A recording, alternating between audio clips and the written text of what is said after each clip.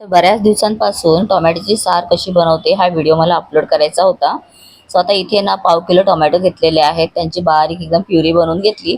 त्यामध्ये थोडंसं मीठ, लाल तिखट आणि गरम मसाला घातला आणि याच्यामध्ये कोथिंबीर वगैरे ॲड करू शकतो, पण आता सध्या माझ्याकडे नव्हती त्यामुळे मी ज्या वस्तू आहेत त्याच घालते. ओलं खोबरं, त्याच्यानंतर कोथिंबीर, कढीपत्ता आणि लसूण एकत्र वाटून घ्यायचं, जाडसरच वाटायचं आणि त्यानंतर इथे फोडणी द्यायची आहे. सो फोडणीमध्ये सुद्धा इथे मी मोहरी आणि जिरे घातलेला आहे. त्यानंतर थोडा कांदा घातला आणि वाटण करून घेतलेला मसाला घातला. हिंग घातला अर्धा चमचाभर आणि चांगलं ना थोडा वेळ परतून घ्यायचं. गॅस फ्लेम स्लो ठेवायची, नाही तर करपून जाईल.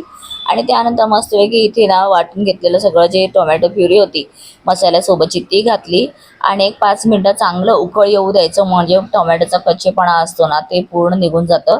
तर अशा प्रकारे टोमॅटो सार मी बनवला छानपैकी, मस्त गरमागरम टोमॅटो सार आणि त्याच्यासोबत भात खाण्याची एक मजाच वेगळी असते. तर सगळं झाल्यानंतर जेवून वगैरे मी आली आता डेंटिस्टकडे, कारण थोडे दात चेक करून घ्यायचे होते. तो तिथून झाल्यानंतर आता घरी जाईन आणि थोडा आराम करेन, कारण सध्या क्लासला दुपारी सुद्धा सुट्टी आहे.